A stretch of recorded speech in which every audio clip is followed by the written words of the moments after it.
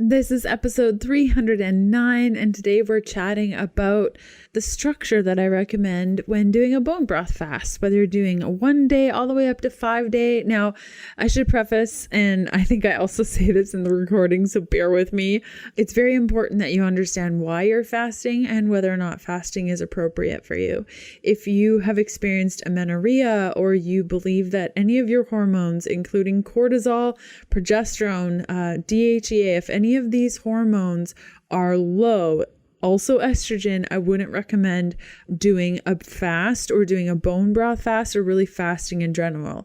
If you need support and understanding where your hormones are at, or you're looking for more one-on-one support, you can go to healthfulpursuit.com, and at the top there's a little shop icon there. You can click that and check out my one-on-one coaching. Send me a message and let me know if you're interested in working one-on-one, to just have somebody guide you through that, because I really don't want to recommend a fast unless your body is ready for it and it's something that you would benefit from. Because if you do a 5-day fast and your hormones are low, it's just going to cause more issues with your hormones.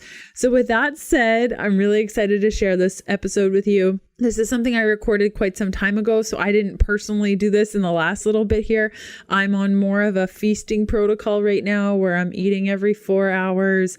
I'm not fasting at all, and I'm really trying to heal these last little bits of my hormone dysregulation. So if you have questions about today's content, you can go to healthfulpursuit.com/contact and ask me. You can catch up on previous podcast episodes and notes from today's show by going to ketodietpodcast.com.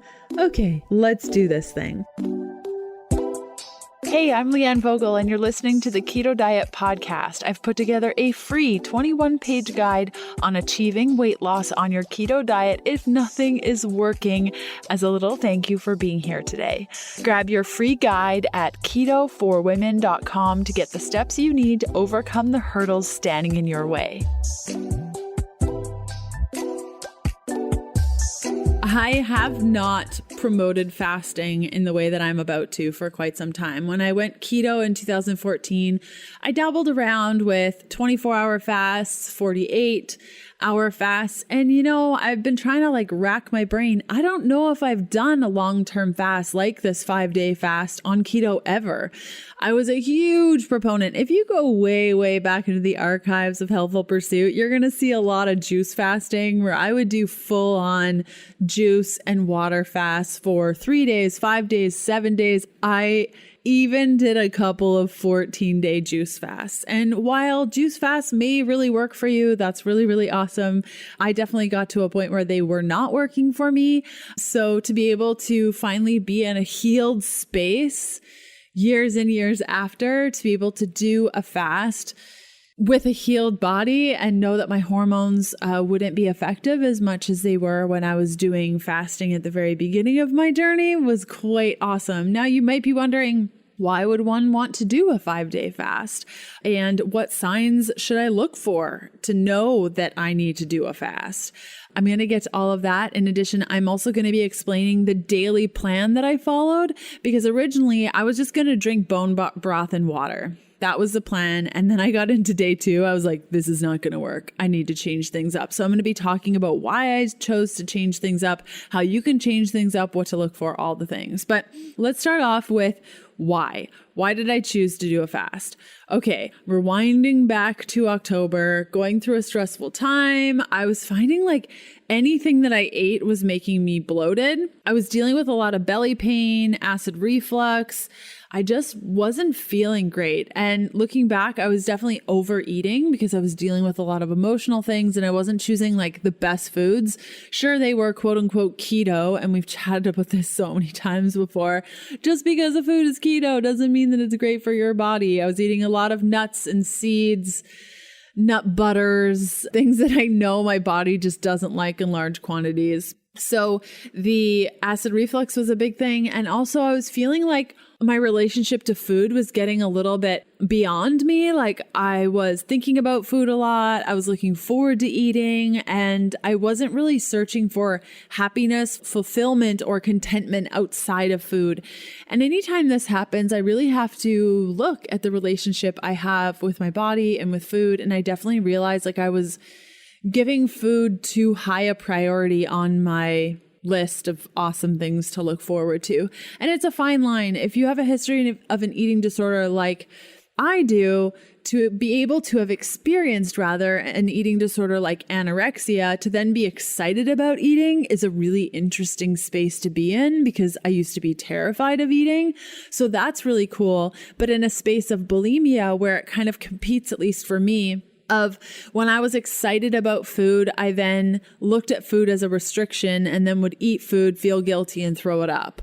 So I'm kind of like not always dancing between these things, but when stress happens in my life, it has been a crazy couple of months. I am recording this episode mid-November. I'm hoping that things are going to get better soon, because it's been like 9 months of just feeling like I'm getting hit from all angles and I am having a hard time breathing and living. So, when things get like that, it's very easy to default to old eating behaviors. And I've been so proud of myself, although I do feel like my tendencies have increased. And yeah, we'll get to fasting in a sec. I just really want to preface like relationship to food stuff, because I feel like if you are listening to this episode and you're being called to fast, you really need to check in with yourself and ask yourself, why am I doing this? If it's to lose weight, this is not the right episode for you. If it's to erase food choices that you've made over the last XYZ months, this is not the episode for you. I chose to incorporate this 5-day fast into my life. I have been in remission from an eating disorder for the last 2 years. And I felt like it was the right time for me, based on the fact that the relationship to food and how I was approaching food was getting a little bit too excited, and I was dealing with a lot of pain. And the only way I knew how to stop the pain was to pause eating. So if you have a disordered relationship with food, or you think that you still do, please, there are other ways that you can do this. Many of my podcast episodes outline this. So I was dealing with a lot of bloating and pain and acid reflux due to all the foods that I knew that I shouldn't be eating, because they didn't make me feel good. And I knew the only way to stop the pain as quickly as possible was to stop eating. Okay, so I chose a very specific time to do this, which was right before my period. I started this process directly after ovulation. So I consider my own ovulation. Now, this is through tracking and watching all my symptoms for many, many, many, many months. In fact, I would say about the last 2 years, I've gotten really, really good with tracking my cycle. From day 13 to 21, I would say that that's completely off limits for my fasting. So I chose day 22, 23, 24, 25, and 26. Now, that worked really well for me directly before my period, because I knew that the next couple of days, and my period was late by 3 days, probably because of my fasting. So I knew that I'd have anywhere between 3 to 7 days to start eating whole foods again and start incorporating more carbohydrates so I could prepare for my period. So if you are still menstruating and you're looking to fast, I find directly before your period, to give you some wiggle room right after ovulation, is like the perfect time to do it. Now you might be like, right after ovulation, Leanne, that is not day 21. For me, my ovulatory process kind of starts on day 12. It's like pre-ovulation, like I'm just getting ready. My body's getting ready. By about day 19, I'm done. But day 19, 20, 21 is this transitional phase where I don't like to mess around with too much. And I'm still riding the high of happiness, superwoman glow. If all of this period stuff is really interesting for you and you want to go even deeper with me, I'll include a link in today's show notes for the Empowered Woman Workshop. You can find out more by going to healthfulpursuit.com/workshop2. And in there, I show you how to work with your cycle, understand your cycle, so that you can start to adjust your lifestyle to match your cycle, because it really is a powerful thing that you can match yourself with, because it's happening whether you like it or not. And aligning yourself with your period, aligning yourself with ovulation and your cycle, your energy cycles, is a very powerful thing. So I chose to do it right before my period, which is definitely the best time, at least for me. And it felt like such a perfect opportunity to give this strategy a try. Now, had I been in recovery from amenorrhea for a year, I wouldn't have fasted. And that's why from the time I got my first period back in 2015 to now, we're talking a good like 4 solid years before I even attempted a long-term fast like this. And even in perfectly balanced hormone status, I still delayed my period by doing this, by fasting for 5 days. I did not have food. I'm going to explain what I ate in just a sec, or what I enjoyed, I guess you could say. Yeah, I'm still late. In fact, I have my little cycle journal right here. I'm going to check because I can't remember how late I was, but I remember thinking, yeah, duh. Yeah, I got my cycle on day 31. Generally, I get it on day 28. So there you have it. I had a couple extra days to incorporate more food, but it is very, very, very rare that I go beyond 28, 29 days. So I would say that it's very much a contributing factor.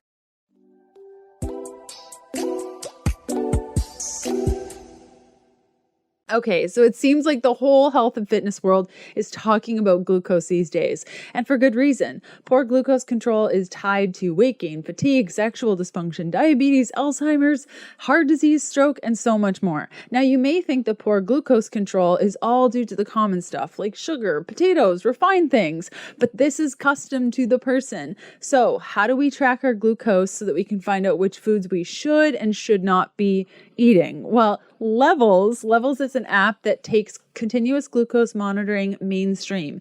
In addition to providing you with CGM sensors, the Levels app interprets your data, scores your individual meals, and allows you to run experiments across different inputs like diet, exercise, or even new fasting protocols that you're testing. They're backed by a world-class team, including a Stanford-trained MD, top engineers from SpaceX and Google, and a research team that includes legends in the space like Dr. Dom D'Agostino and Dr. David Perlmutter. I've been using Levels since September 2020 and have been able to determine which carbs don't set me off, like having beans, medjool dates, figs, and oranges on my ketogenic diet, where I can stay metabolically healthy and in a ketogenic state while indulging in a couple of sweet treats. They're currently running a closed beta program with a waitlist of 115,000 people, but you can skip that line and join Levels today by using the link levels.link/KDP. Again, that's levels.link/KDP. So day 1, I wake up in the morning and I'm like, fasting day. I wouldn't recommend planning a lunch date on day 1 of your fast. This had been planned many days in advance. So I went for a lunch date to Chili's, one of my most favorite restaurants. Don't judge me, okay? It is like, their fries are so tasty. And yes, they fried in all the inflammatory oils, and their ribs are just delicious. So I went there and was hungry. Day 1 of a fast, you're going to be hungry. If anyone says that they're not hungry on day 1 of a fast, they're basically an elf or a fairy or something. I don't even know how they do it. So I was very, very hungry. I just kept drinking water. This was the very first fast because it's been so long. This product was not out when I used to fast. I used Peak Tea fasting tea. Now, I really like the cinnamon flavor because it doesn't have caffeine, and I definitely did not want to incorporate caffeine on day 1 of my fast. So I had water, Peak Tea. I probably had about 6 packets on day 1, and bone broth. I was pretty shaky in yoga, so I chose to do a gentle and yin only class. Now, I had planned this before. Like, day 1 is that transitionary day where your body's like, okay, I should have had lunch, but I didn't. What's happening? So I knew that I was going to feel a little bit off, so I chose to do a more gentle workout. I highly recommend that for you too, but to each their own. And I felt very sensitive to sounds and light. Now, I am a very sensitive person. It doesn't take much for me, but if you are a highly sensitive person like me, you might find that you're sensitive to sound and light. So the reason I chose to do the fast at this very moment in my cycle is because fasting, I find, is such a drawn in energy where you are naturally just wanting to draw in on yourself during days 21 to 28 or 29 or 30 of your cycle. And so fasting plus that, it's very common to just want to draw in, and you become sensitive to light and sounds. And so it was a perfect match of energy. Whereas I wouldn't recommend doing a fast on days I don't know, about 10 to 15, especially because you're ovulating. You want to be out there. You want to go dancing with your girlfriends. You want to like go for a hike and do these things. You don't want to be fasting during that time. So I found that I was very sensitive to sounds and light, and adding essential oil blends to my water really helped settle my stomach. I used the Digest blend from doTERRA. I will include a link in the show notes if you're not familiar with this blend. I think it's called Digest Zen. I don't know. It's blue. I love it. I've used it forever. And I just add a drop to water when I just need to settle my stomach. And this is coming from a space where I'd been constipated for many days. I was dealing with acid reflux. There was a lot of stuff going on. So I just wanted to settle my stomach, and that worked really well. So again, it was water, peak tea, bone broth, adding essential oil to water. Now you can do hot water, cold water. I meditated a whole bunch that day and all was good.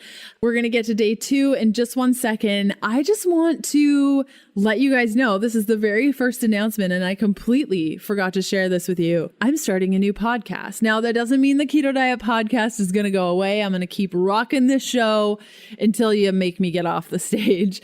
But I wanted to start a new podcast to chat about a lot of the stuff that I've been working through personally. I know that the Keto Diet Podcast is probably not the best place to share information about crystals and meditation and healing and love. So I've started a new show called Love Rebel. You can search for it in your favorite podcast player. New episodes are coming at you in 2020. So you can subscribe today so you don't miss the upcoming episodes. My intention for Love Rebel is to share different ways on how to love yourself, love others, and see love in everyday experiences. So again, you can find more by searching for Love Rebel. There's an episode up there right now. You can listen to it. Let me know what you think, and there'll be more coming in 2020. Okay, day 2. Now, at day 2, I was following the protocol for day 1, water, peak tea, bone broth. I added some activated charcoal lemonade and salt as I got shakier. So I was dealing with some shakiness, and this is quite normal for me when I do fast. I thought for sure this wouldn't be a problem because it had been so long, but yep. Sure enough, started getting shaky.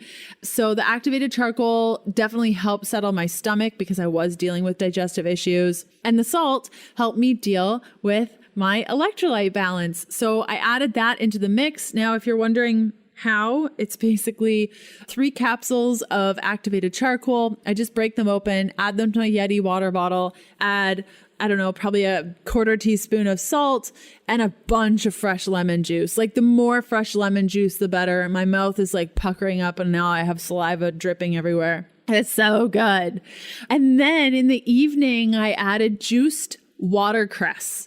Okay, so if you have a juicer, you can juice it yourself, or you can just go to Whole Foods, grab some watercress. They have a bunch of different types of mixtures. Now, I chose watercress because it's very stimulating to help with cleansing, and I was just being called to add it. I'm a very intuitive human, and I feel like that's why I do what I do, is so that I can teach you all the things that I'm learning about my body, and maybe it will resonate with you too. So the juice I chose to go with was a watercress, celery, cucumber, parsley juice. That's all that was in there. It really helped with my energy. It helped. I had a really bad headache, probably because I didn't supplement with salt on day 1 as much as I should have. Definitely learn from my mistake, please. And then in the evening, to really get my gut going, I added Epsom salts with hydrogen peroxide to my bath. Now you can look up the ratio online so you don't burn your skin. I don't even know if that will happen, but I basically put like half a bag of magnesium into the bath, the Epsom salts rather.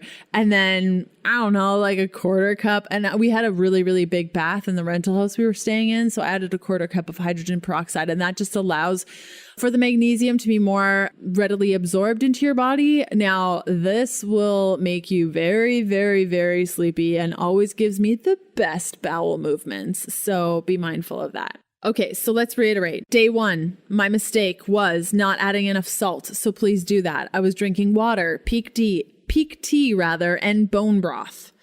Okay, very sensitive to sounds and light. I added an essential oil blend, which I will add to the show notes. And then day 2, I added watercress juice. This is an option. I really enjoy adding it to my cleanses. Activated charcoal lemonade with salt as I got shakier. And this won't be a problem for you if you supplement with electrolytes, which I don't know. I've been doing this so long. You'd think I'd learn from my mistakes, but clearly not. Magnesium bath is always a good idea. Always, but especially helpful when you're cleansing.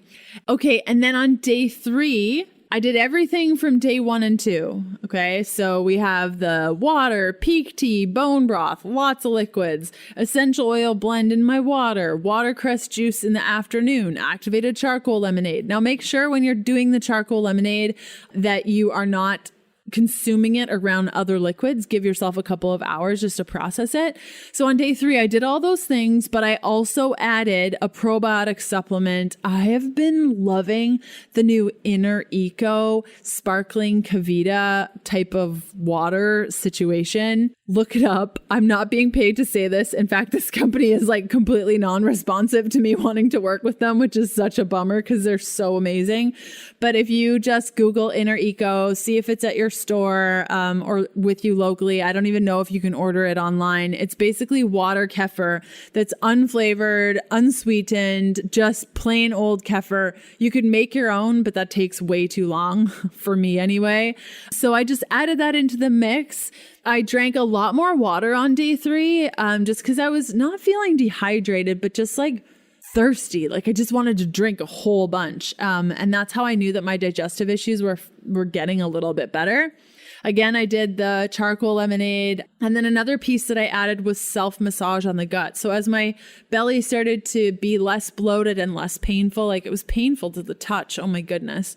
I really got to stop eating so many nuts and seeds, which I'm working on. I grabbed some coconut oil and I just rubbed my gut. So starting on the right side of your gut and moving up toward your belly and then down again. I guess this would be in a clockwise direction if you're looking down at your belly, just going in a clockwise direction.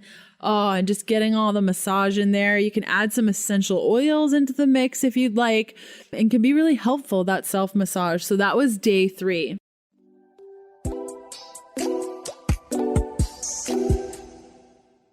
We all know the health benefits of salmon, rich in omega-3, selenium, vitamin D, the nutrients that keep your thyroid and metabolism revved up and your skin looking glowy and healthy. But a lot of us steer clear of fish because of accessibility, cost, and taste. Some of that store-bought stuff really has a rank taste and smell to it, am I right? Not Wild Alaskan Seafood Box, a salmon delivery service that takes wild caught to a whole new level. Their seafood is wild caught from Alaska via small boat fishermen working directly with friends and families to deliver the freshest, most authentic seafood right to your home. From the local small mom and pop processor in Petersburg, Alaska to you. You can go to wildalaskanseafoodbox.com/KDP to load up. Plus, get $25 off your first order. Again, that's wildalaskanseafoodbox.com/KDP.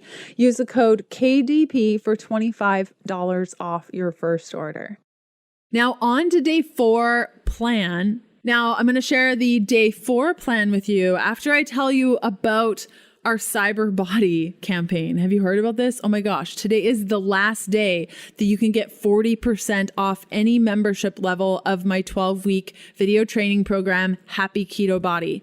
Go to happyketobody.com, use the coupon code CYBERBODY, and get 40% off any of the levels. Now you can also use this coupon code if you are a lifetime member or a 14-week member and you want to upgrade to VIP. So go on, use that coupon code. You have until tonight, that's Sunday, December 1st at 11:59 p.m. Pacific, to take advantage of this 40% off special. Again, it's CyberBody, all in caps, for 40% off at happyketobody.com.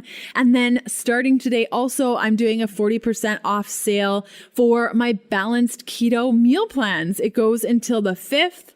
And when you get the 1-year plan, you're also going to get a free copy of my keto holiday cookbook. So if you go to healthfulpursuit.com/balanced keto, you can use the coupon code CYBERMEALS to get 40% off until December 5th. And if you're like, Leanne, you're being so generous. I know. But actually, it's our cyber celebration, Cyber Week celebration. And this time I'm kind of like phasing it.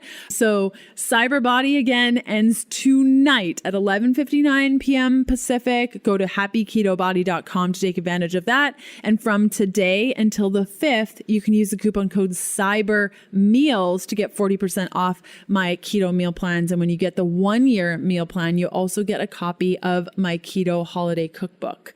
Okay, day 4 plan. I started incorporating a little bit of caffeine on day 4 in the form of white tea. Just a touch of caffeine. You could also use peak tea for this. Their fasting protocols have a little bit of caffeine if you want to add that. I just find like come the end of the fast, like we're talking, I only have 2 more days left. My energy is starting to build. I really want to get high on this energy. A little touch of caffeine is really helpful. Now, I started having really awesome bowel movements on day 4, so I didn't change any of the protocol. So the big ones, again, I'm going to repeat. The peak tea, fasting tea, and I was not paid to talk about peak tea. I just really, really like them.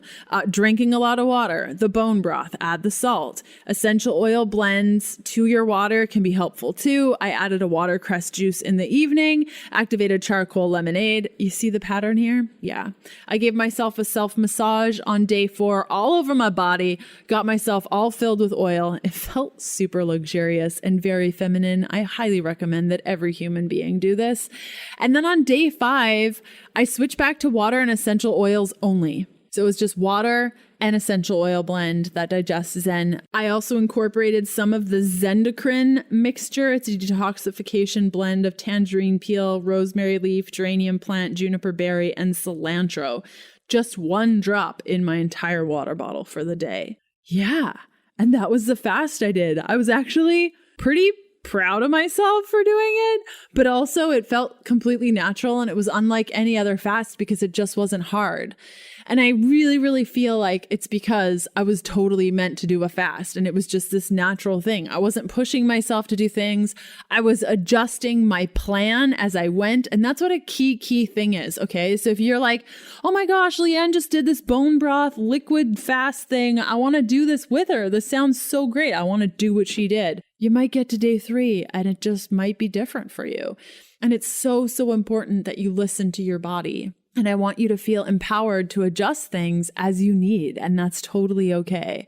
So after day 5, I woke up on day 6. I was like, maybe I could do 6 days. And I'm like, no, Leanne, your period is coming. You need a couple days to start eating again before your period comes. Otherwise, it's going to be a hot mess. So how I came off the fast. For day 1, I did smoothies and soups. I used a ton of collagen. Like I loaded up the collagen. I probably had 8 scoops of collagen and 4 scoops of gelatin. Like I just did it. Smoothies, bone broth, soup, a little bit of fat. I didn't incorporate a ton of fat. I would say it was probably 30 grams overall for the day because I just wanted to be really, really gentle with myself.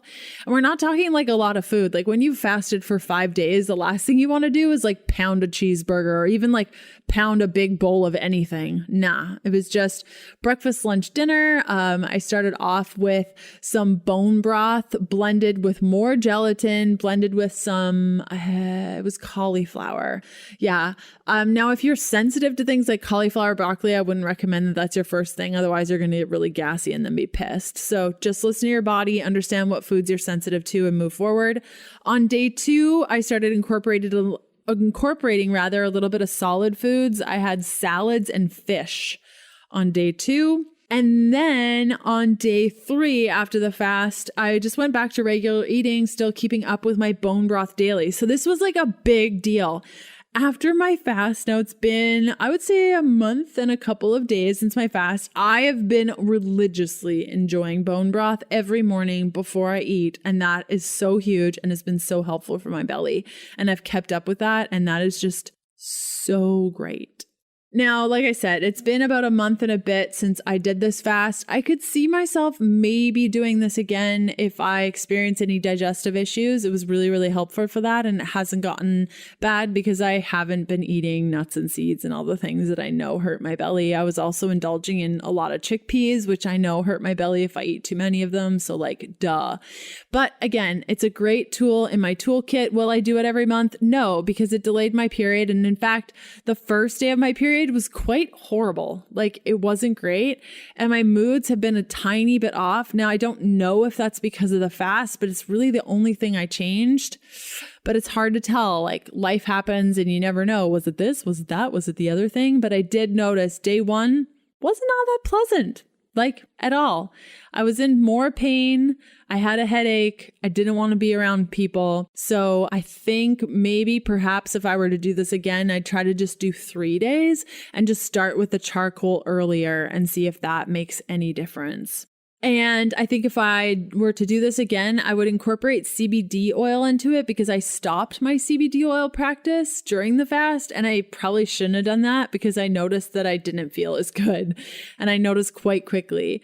So if you are supplementing with CBD oil and you're like, should I incorporate this into my fast or not? I wish I would have. So if you're kind of on the fence about that, you have 2 thumbs up from me. Yeah, so I hope that me sharing my experience was really helpful. Overall, it was a great experience. I'm so happy. I'm so happy that I gave myself years and years and years to heal my body to a place where I could do something like this, where I wasn't a whole mess and I didn't completely react. Now, I still reacted a touch, but it was nothing like it would have been a couple of years ago when I was still healing from amenorrhea and imbalanced hormones. It was relatively great. My digestion is very thankful. And if you try something like this, let me know what you think. Let me know how you reacted to it, what your results have been. You can just catch me on Instagram. Just tag me in a post that you create. I'd love to hear how your experience has been. I hope you really enjoyed today's episode. Like I said, if you listened and you were like, I really want to do this, but I think my estrogen is low because I haven't had a period in 3 months. Please, please, please do not do it. If you need support, like one-on-one support, and you're looking for a coach, I'm a holistic nutritionist and I'd love to help you out. I'm still accepting a couple new clients. I kind of sprinkle them here and there as my calendar opens up. You can click the link in the show notes to find out more about one-on-one coaching with me, or you can simply go to healthfulpursuit.com, click on the shop icon at the top, and then find out more details about my coaching on that page. Okay, next up on the podcast, episode 310, I'm chatting with Lauren Weiss about boosting keto effectiveness with behavioral nutrition. Ooh, this one was really good. And then episode 311, I had Jacqueline Seagal on to chat about her keto experience with mental health and how she uses keto to assist her mental health. So I look forward to seeing you then, and have a great rest of your day. Okay, bye.